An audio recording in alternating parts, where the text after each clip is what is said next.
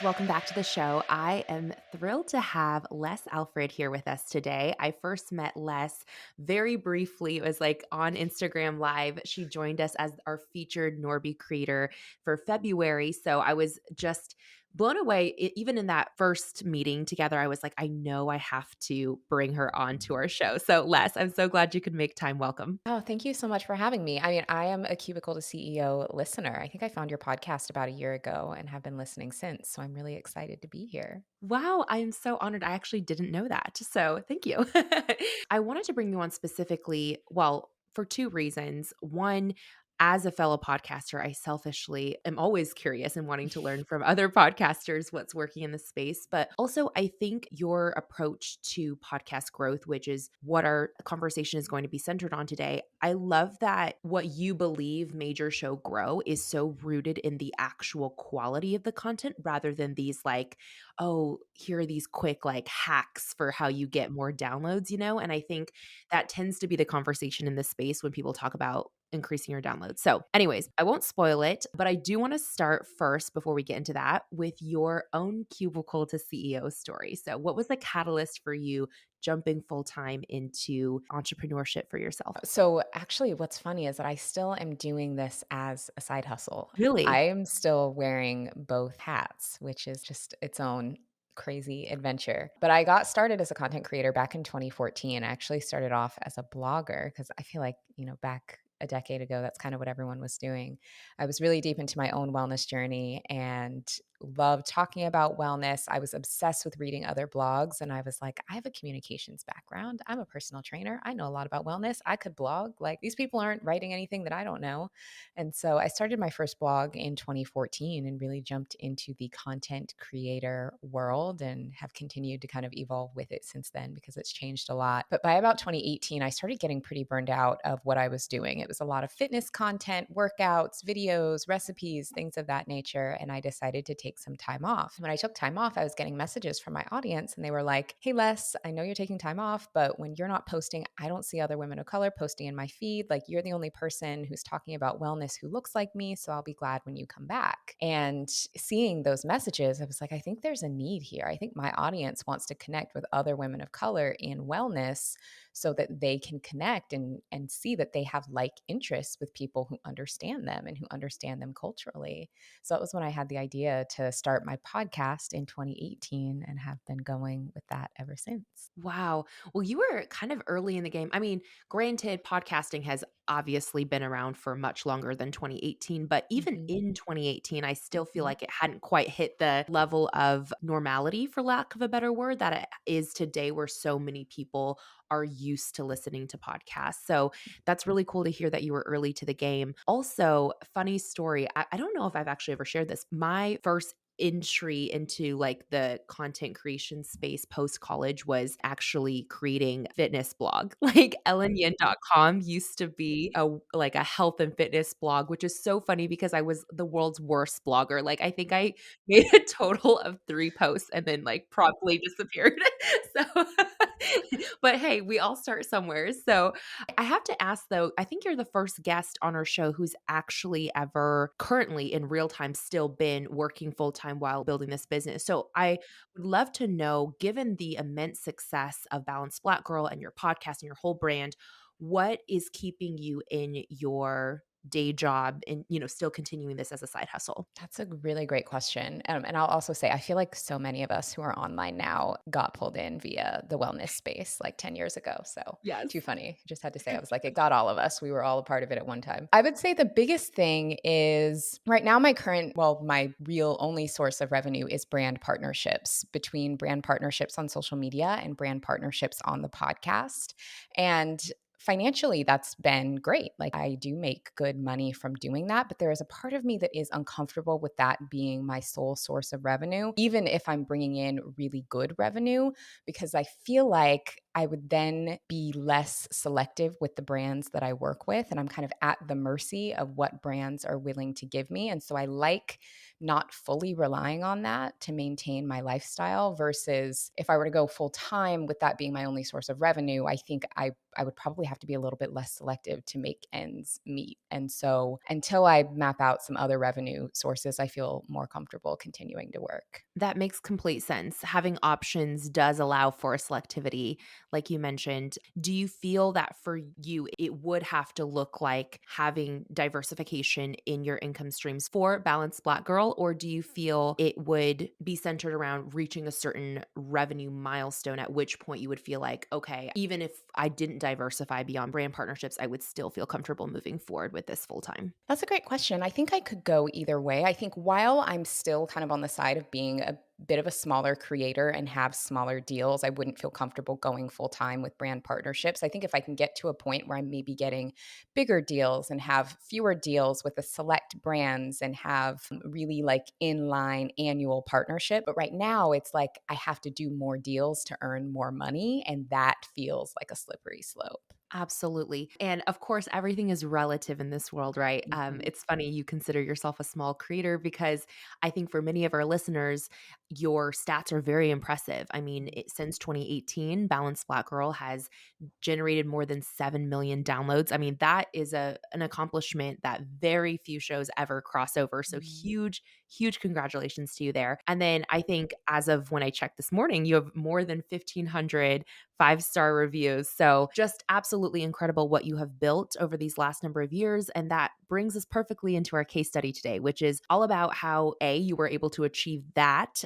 from like Mhm. a lifetime perspective, but also specifically how within the course of 1 year, your monthly downloads increased from 70,000 downloads a month to averaging 350,000 downloads a month. So let's maybe peek into the micro first and then expand to the macro. At the time when that jump happened from 70,000 downloads to 350,000 downloads, was that a true hockey stick like jump, or did you really see that as a tiny gradual movement towards, the difference? So the year that happened was 2021. And so those stats are the difference from January of 2021 when I had 70,000 downloads that month to January 2022 when I crossed 350,000 downloads that month. And I would say for probably the first half of it, it was really gradual. It was a gradual, like slowly increasing listenership. And then the summer of 2021, which was when I really started implementing some changes in how I produced the show, it started to take off and it became a bit more of a quick increase. So it was kind of both. I can kind of relate to that because even on our own show,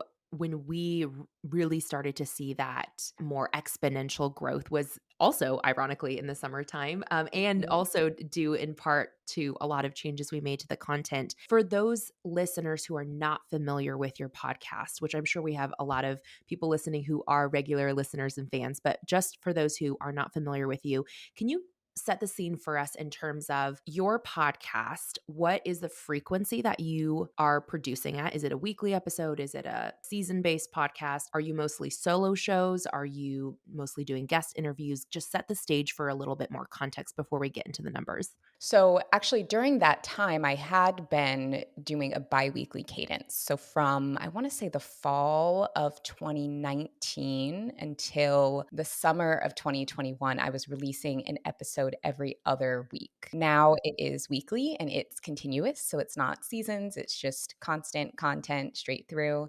And I would say my show is about 60% interview, 40% solo. It started off as being a really interview heavy show because the premise was I wanted to interview Black women in wellness to spotlight them and connect my audience to other women in wellness they could follow.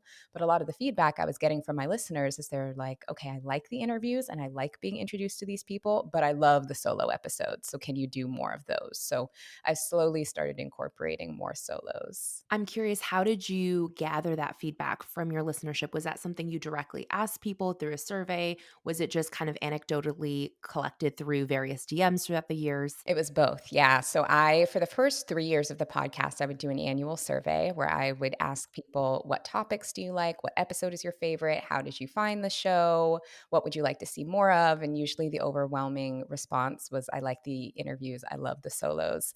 Also, in a lot of reviews for the podcast, that's been a lot of the consensus there is people saying, I love the solos. And then also in DMs and direct feedback, people have said it as well. An annual survey, that is so brilliant. How do you disseminate that survey? Is that something you send out to your list? Is it something that you share on the podcast and direct people to a link? Is it social, all of the above? How are you getting people to fill out that survey? Yep, it had been all of the above, primarily through my email list. I would send it out because I have a weekly newsletter. So I would send it out, have it open for a few weeks, and put it linked directly in the newsletter. I would have it in the show notes for the same amount of time.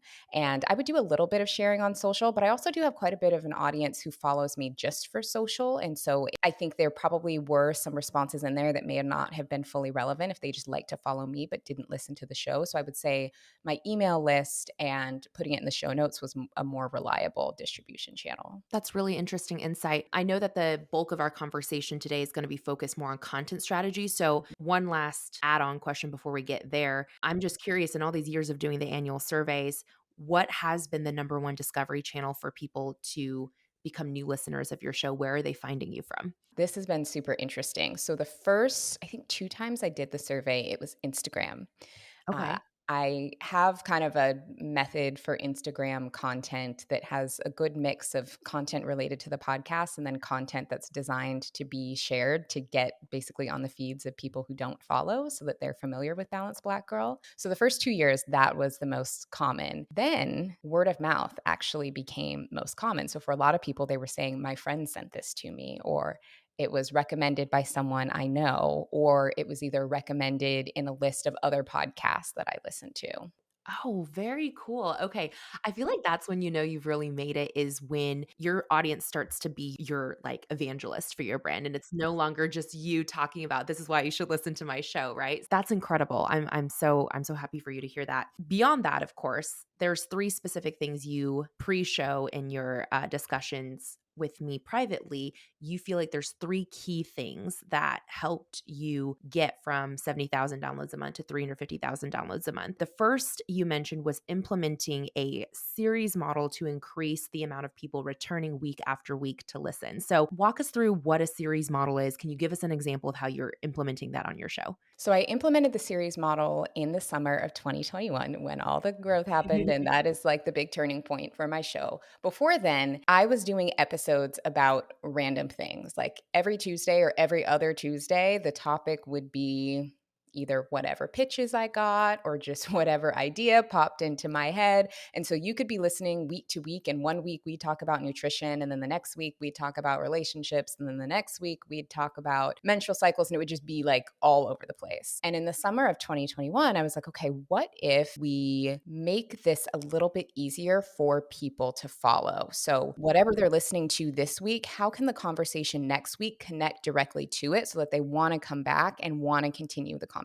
Because if the topics are going all over the place, it's really easy for someone to say, actually, I'm not that interested this week, and then kind of forget about the show and not really come back. So I started creating a series model where I would take a central theme or idea and I would have episodes revolve around that theme for about 4 to 6 episodes. So the very first series we did this, it was like with a little bit more of a kind of like woo woo spiritual. I think the first one was raising your vibration. And so we talked about like manifestation and astrology and things related to that. And so it was like one week we'd talk about human design. The next week we'd talk to a manifestation coach. The next week we'd talk to somebody who manifested a partner. So it was like all of these things were different perspectives, but there was a really common thread so that if someone was interested, they were likely to listen to that entire series. And when we implemented that, almost overnight, downloads increased astronomically. That was our first month where we crossed the 100,000 downloads mark, and we've never gotten below six-figure downloads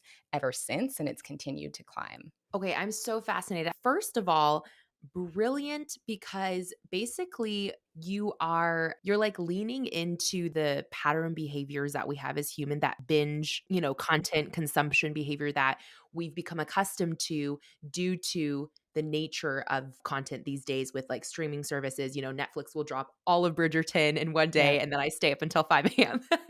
to finish it, right? So I think it's so brilliant. Though you're not dropping the episodes all at once, it's almost like you're treating your podcast like a TV show Mhm. where, right, there's that continuation of a plot line where you want to come back over and over, but it's like doing that within a continual show. So, like you Yep. said, it's not a season based show. So, there's no start and stop necessarily, but it's like mini seasons within the broader show. Okay. Oh, I love this. I feel like I'm going to be voxing my podcast producer after this. Like, how can we be better organized? And I just want to pull out one key thing you said. And I think this is so important no matter what content medium you're creating through. I love the way that you phrased it, not from like the way you thought about this. I love that you thought about it not from the perspective of how can I get more downloads, but instead, how can I make it easier for a new listener to find the information they need and be able to come back sooner rather than Mhm. like forget about us, because Yep. I had not thought about it until you said that just then.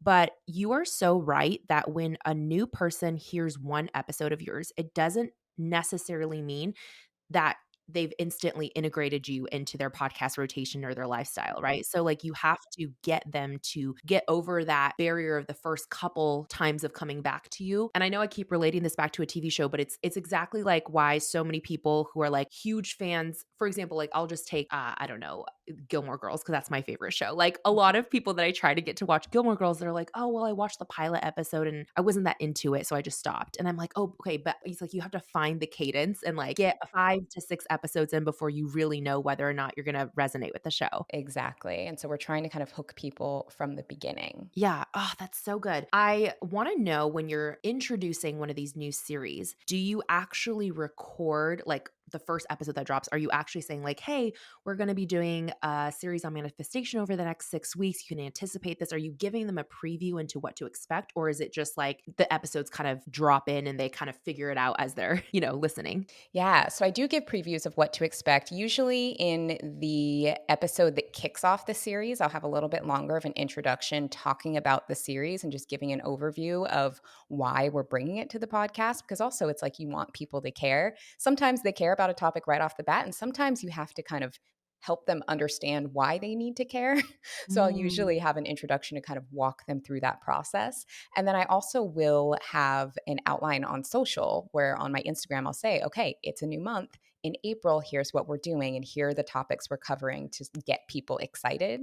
And then also, usually at the end of a series, as I'm wrapping up that final episode, I say, okay, next week we're kicking off our new series about XYZ. Make sure you're subscribed so that you don't miss it when it drops. Okay, that's super helpful to know. That must make coordinating guest interviews an interesting challenge though, right? Because you basically have to map out many, many weeks in advance to make sure that you're filling the spots appropriately. But also it's like if you just wrapped up, let's say, a series on manifestation, and then a Mhm. month later you get this amazing pitch from someone who wants to talk about that topic. How do you navigate that? Are you saying, hey, I just did a series on this, so I'm not going to circle back to this for, potentially another year, or what's your solution to that? Pretty much had to turn to outreach only and very rarely accept pitches. And if I do accept a pitch that I do want to eventually pursue, I will say what you said, like, hey, we're not planning to cover this right now, but I would love to follow up in the future when we come back to this again. And if I've gotten a great pitch, I will circle back to somebody and say, hey, now is a better time to have you on. Are you still interested? But I also do think that focusing more on outreach as opposed to relying on pitches has also improved the quality of the show,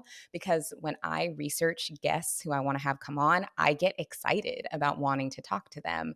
And I think that that leads to a better episode as opposed to like, okay, this person wants to be on the show. What do I talk to them about? And so it's required a little bit more organization and planning, but I actually think it has lent itself to improving the overall content quality. I can see why, because really you're starting with the end in mind. Like you said, Mhm. it's like, okay, what content is going to best serve the listener, and then finding the right people to fit those roles rather than the other way around. Like, how do we fit our show around the guest? I like to think of it as being topic dependent, not guest dependent. Yes.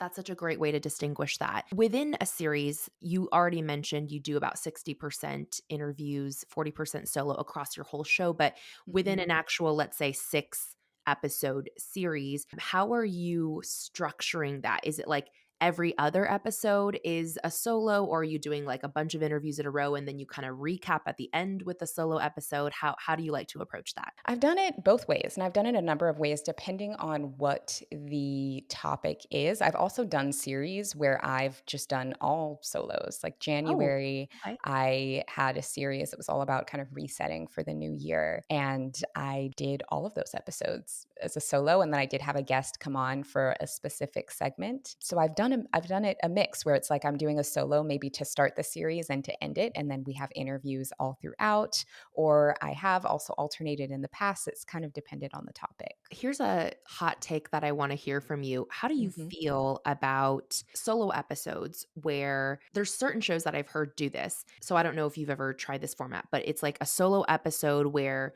throughout you'll bring in like a guest, and it could be multiple guests, and it's just like an excerpt of a very specific kind of almost sound bite that's inserted into the solo episode to back up maybe what you're saying or to expand on what you're saying. How do you like that type of format versus a pure solo or pure guest interview style show? I think depending on what the subject matter is, it could lead to an interesting listen. I think from a production standpoint, I have not done that because it seems like a lot to coordinate for very little. It's like if I'm going to coordinate all of this time to like get this information from somebody or to get a sound bite, I would rather just get them on a call and record an interview.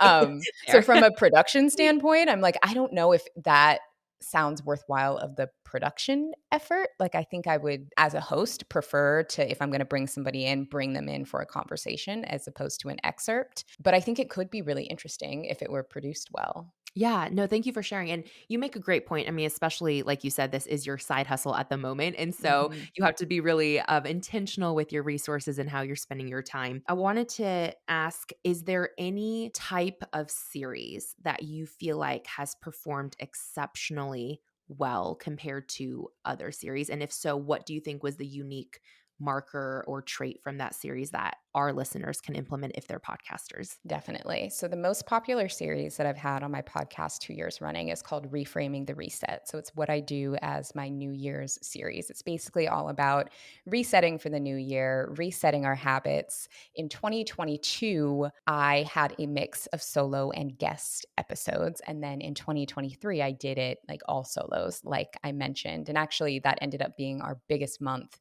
for the podcast ever. I think we pulled in 560,000 downloads that Oh my month. God, And so that's it was amazing. major. I was very, very surprised.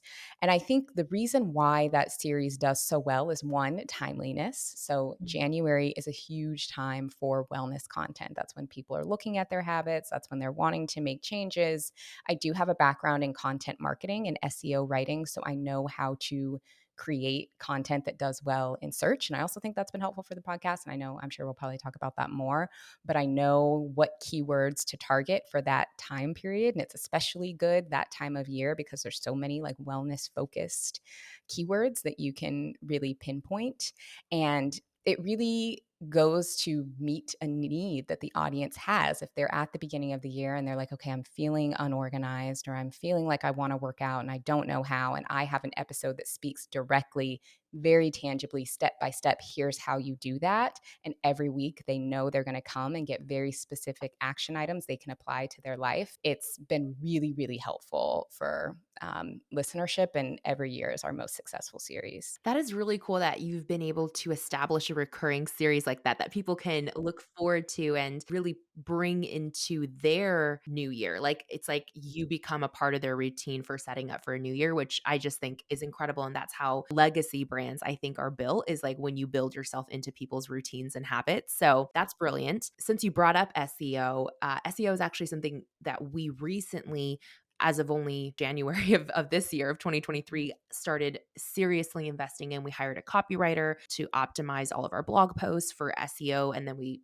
purchased a course from Elise Armitage, which, if you're a longtime listener of Cubicle the CEO, if you haven't heard that episode yet, we'll make sure to drop that in the show notes. She talks all about how you can explode your website traffic with SEO. But Les, in terms of applying SEO to podcasting, you mentioned that timeliness, of course, can impact the number of search results. Do you always base your series choices on the timeliness of what's happening in the calendar year or in the broader news cycle? Or is that only really applicable to your reset series? It's most applicable during reframing the reset. Last year, I did test it with another series. In the month of April, I did a series on maternal health because that is Black Maternal Health Week happens Mm. in April. And in the United States, we have a major Black maternal health crisis. It was also part of the inspiration for the podcast. And so I did a series all about reproductive health that was really timed with that as a bit of a test. It wasn't the same as reframing the reset because there's less people searching for specific resources during that time, but it was also timely in that way. So, outside of that, I usually do tend to go for topics that I think my audience will be interested in at that time, but it's not usually as seasonal as the new year. That makes complete sense. One final question on this piece before we move on to part two. In terms of podcast titles, are you doing SEO research in how you actually name your podcast titles, or do you not focus as much on that piece and you're more utilizing SEO to determine the topic of the episode, not so much the title? I do, if I am able to find a keyword that is relevant to the topic, I will try to include it in the title. And I also do now, I didn't always, I had to learn this in my own professional development, but I do also now title things very simply. So I don't use inside jokes or like cutesy phrases or puns in episode titles. The titles are very straightforward so that if someone is searching for that information, there's a good likelihood that it could come up. I think sometimes a mistake that podcasters make, especially if they've been podcasting for a while, is they focus almost a little bit too much on people who already know them. Not to say that you shouldn't serve your current audience, because you absolutely should. But if you had an inside joke that was maybe relevant in your 10th episode and you're on your 50th episode and someone comes to listen to that one for the first time, they're not going to know what that inside joke is. So if that's all you say or the only way you talk, or you use maybe like a code word or something in your title that only people who have been listening the entire time would understand, you're really going to hurt your chances at growth. Mm. I've also stopped including like numbers or things like that in the title because it's also pretty unnecessary and it just takes up space in search. So it has helped me really simplify the way I title things to make it easier to find. Oh, okay. I am so glad you said this because this has been a like years long inner debacle in within our own podcast is because from the very start, like literally episode 1, I've always opened the show with, you're listening to Cubicle the CEO, episode number blah blah blah. And in some ways it makes it easy like in the middle of conversation if I'm referencing a certain episode, I could be like, Mhm. "Oh, go find episode 175," and people can like scroll to the number, which makes it a little easier on Apple Podcasts at least. But to your point, I also understand that numbers don't really have any broader positive impact on search and probably too many points of yours not that helpful overall. So I don't know. I'm still struggling with deciding whether or not to completely revoke our use of numbers. Do you title your series if you're doing that reframing the reset? Are you putting that at the start of every episode title related to that series? I'll usually do it for the first episode. Like I'll say, reframing the reset, systems of self care, because I think that was what the very first reframing the reset episode that we ever did was called. And then I will try to title things that are related to that overall topic. So I'll say, like, reframing fitness, how to create a workout plan that works for you, or Mm. I don't remember what some of the other ones were, like reframing our It's okay. relationship with stuff, all about decluttering for self care. So it will be clear to the listener that, like, okay, these things are very similar. We're reframing different things each week. So yeah, I have liked to do that in the past if it's made sense to. Yeah, no, that's actually really smart just to bring in like one recognizable keyword into each title, but not having to put the full series name at the start of every single one. Okay, moving into number two, the content strategy that you also feel has had a large impact on your show growth. So this one is all about highly shareable content on social. I'm assuming mostly on Instagram that relates to the podcast series. So can you define for us what you consider a highly shareable piece of content? So I would say usually highly shareable pieces of content are things like memes, tweet graphics, things of that nature that are really attention catching and people immediately either laugh with or can relate to or feel inspired by. at a glance, where they either are immediately want to share it to their story or immediately want to share it to their close friends. And that helps us really gain momentum. And so usually those are what my team calls Friday posts. So on Fridays, we'll usually aim to share that kind of content because it's usually a little bit more lighthearted. Those have worked out pretty well for us. Do you create all of your own memes and these type of posts, or are you curating from other creators and highlighting them on your page? I would say it's a mix. I mean, we do the occasional finding like things on Twitter to create things from. And then we also do create quite a few of our own memes. Like we had one that did pretty well this year in the Reframing the Reset series. I always refer to that series because it's just always like kind of our signature. I had done an episode about digital self care and the importance of like digital decluttering.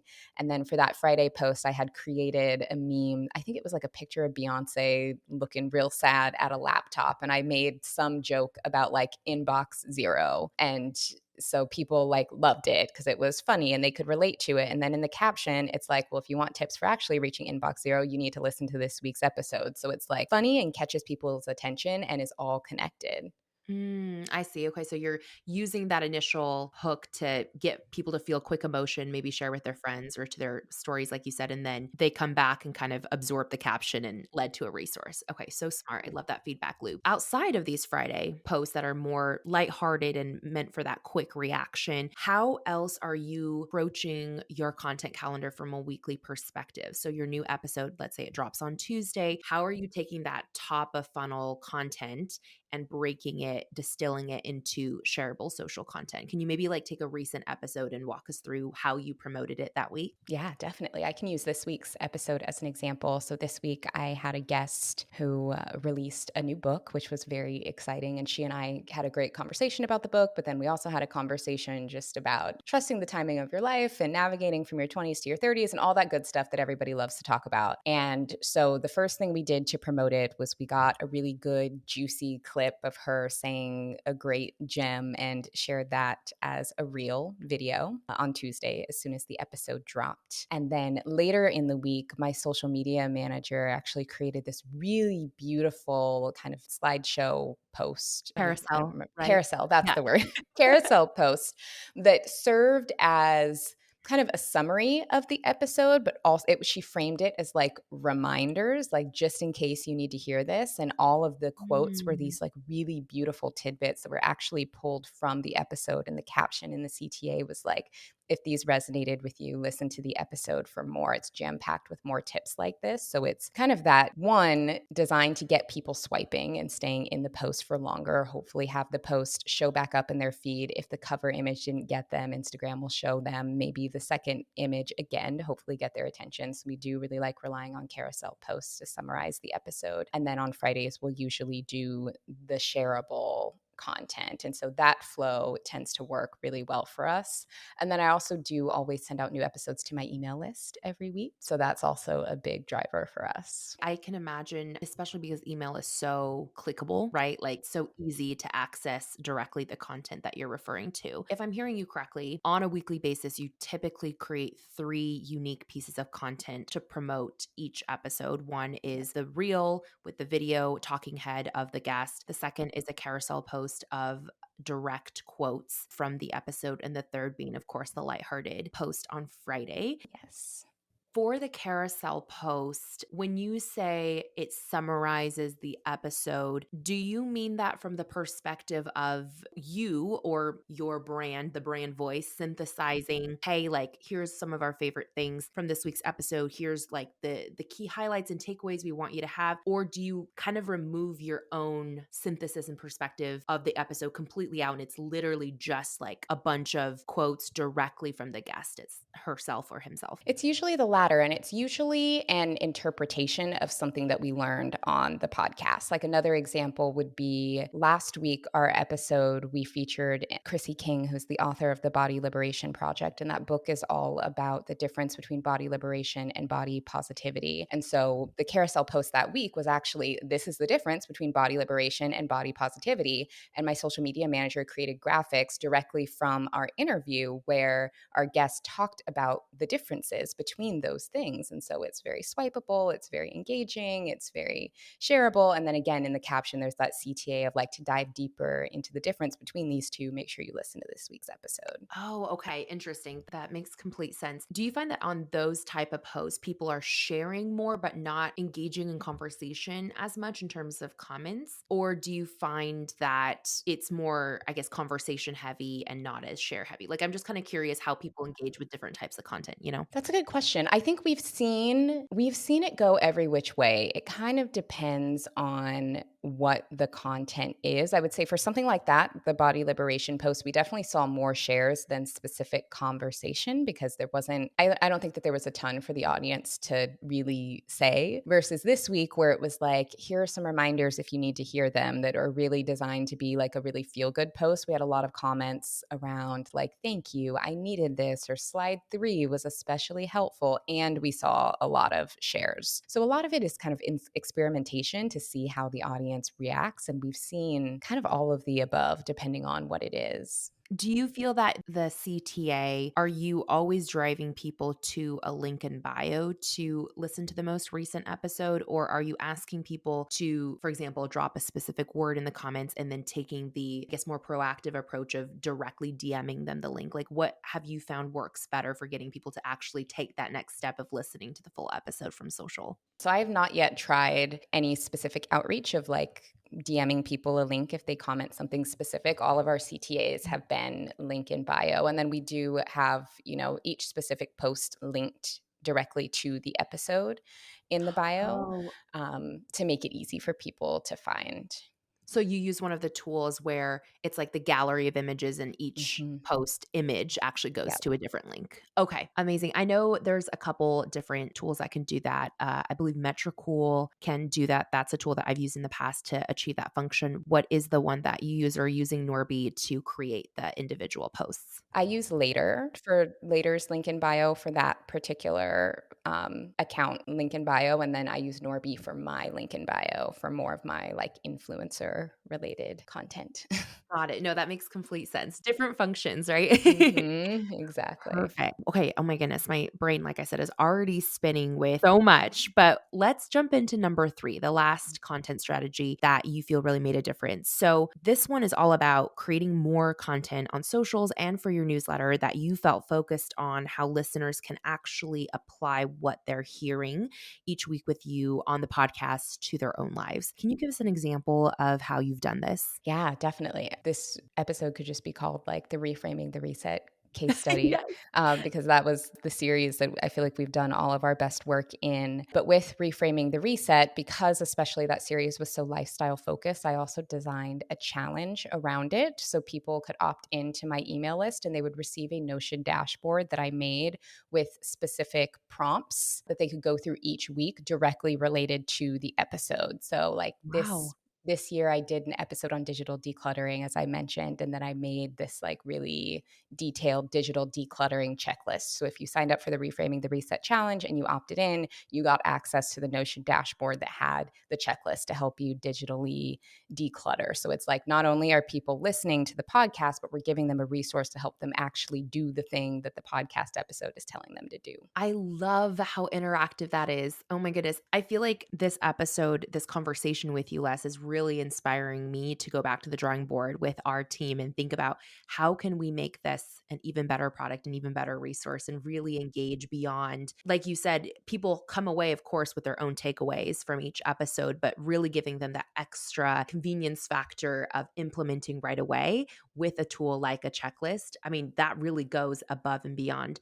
Is there any other piece of content you've created, let's say specifically for the newsletter, that you feel has worked well to help someone implement what they heard on the podcast? Yeah. So I would say the newsletter is one of the pieces of content that's probably a little bit more personal than the podcast or a lot of my social media content. So often the newsletter, I will have kind of my like editor's note.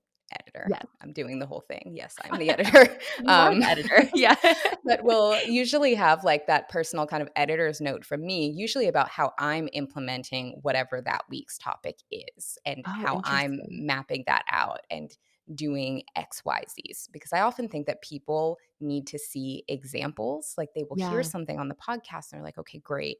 What do I do with that? So that's where I'll take it a step further and be like, okay, if you want to know how I do this, subscribe to the Mhm. newsletter and I will map that out for you every Wednesday related to what we're talking about on the podcast. So that's usually how I tie in the newsletter. Oh, okay, got it. And you're so right. I think especially because you are really the voice or the personality they're connecting with behind Balanced Black Girl, getting to see how you're living the lessons alongside of them probably feels really encouraging, right? And I really love that approach. Outside of your editor's note, what else do you like to include in your newsletter to support the podcast? Or is the rest of the newsletter less podcast focused and it's really the editor's note that is directly connected? Yeah, so it's a good mix of content. So I have my editor's note, and then I have a section specifically for the podcast where a direct link to listen to the episode. And then after that, I'll have content of the week. So those will usually be articles, videos, other podcast episodes that I'm either listening to or watching that often do have topics related to whatever that week's episode is. So,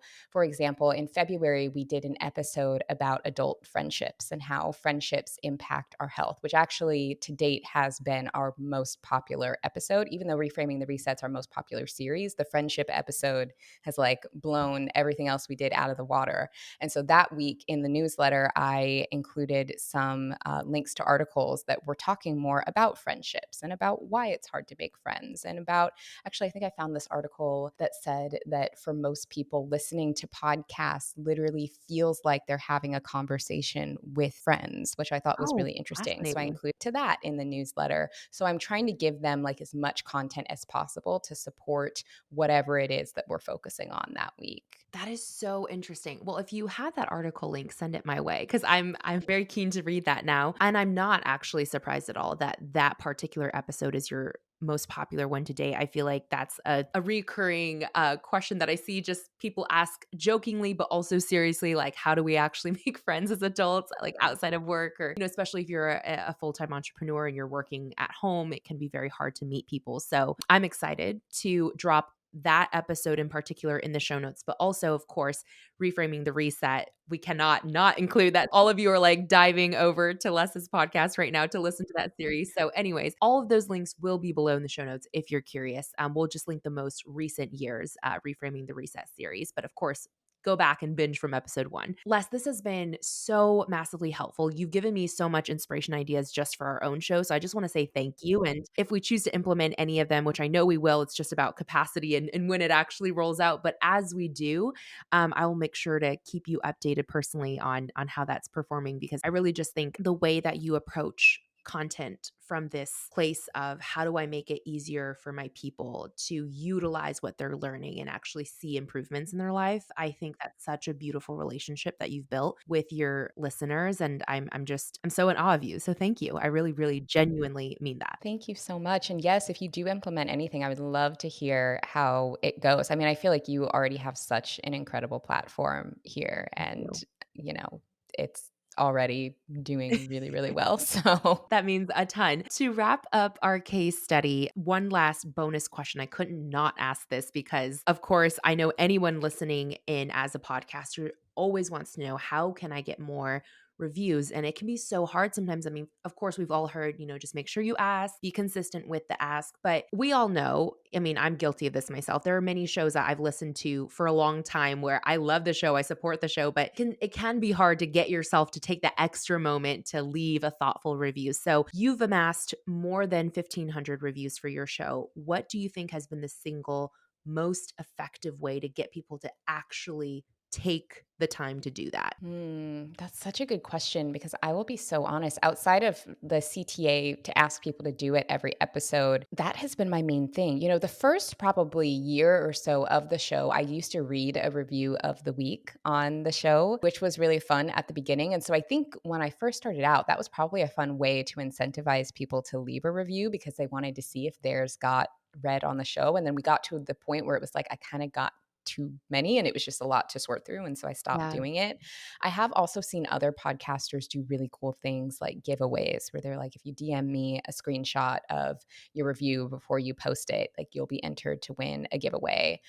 Or they'll, read a review and say, hey, if you wrote that, DM me for a giveaway. So those can be really helpful to really incentivize people, because even I've been a podcaster for almost 5 years and I still sometimes will listen to shows and forget to review, because it's something that we come for the content, we get what we need, and then we leave. So I think Yeah. keeping that conversation open with your audience and just reminding them that it is a really helpful way for them to support you. When people understand that, they want to do it. But I think for a lot of people, they just don't know, and they don't know how important reviews are. So communicating not just that you want them to review, but why you want them to review can be really helpful, because I think that's how the audience feels like they can thank you for the support that you've given them. That's such a great perspective. No, you're so right, and it is really the roles of podcaster and podcast listener are so symbiotic. It's like one Mhm. really can't exist without the other. We both help each other in this process. So I love that, and thank you for being honest. It's okay that there's no like magical secret. Yeah. Just I a think podcast for a long time. yeah. I really do think consistency, especially for this medium, is Mhm. is really what sets the greats apart from, the many podcasts that fall off after 6 months or whatnot. So, Les, thank you so much. This has been a wonderful, truly inspiring conversation. And I would love for you to tell people where they can go subscribe to your newsletter. And of course, make sure you go follow Balanced Black Girl on and Instagram and the podcast. So tell us all the places people can connect with you. Yes, absolutely. So you can listen to new episodes of Balanced Black Girl every Tuesday, wherever you get your podcasts. Also, soon coming to YouTube, because I also haven't actually done YouTube yet. So I think by the time Really? this episode comes out, we will. We're starting that soon. So that'll be really exciting.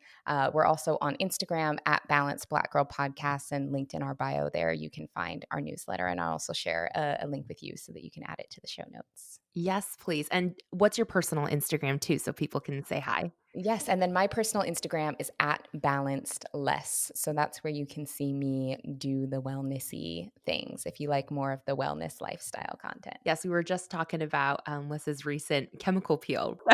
If you want some pro tips on that, definitely go check that out. Perfect. So everything will be linked below, and I'm so excited that you're gonna be bringing your podcast to YouTube. We did that about a year ago, and, it's slow growth. It's a Mhm. small audience, but I really do think YouTube is such a powerful search engine and will only continue to grow, in terms of the podcasting platform they're building out there. So I will be your first subscriber. Once that link is live, let us Thank know. We'll you. also drop that below in the show notes. Awesome. Thank you so much. Thank you, Les.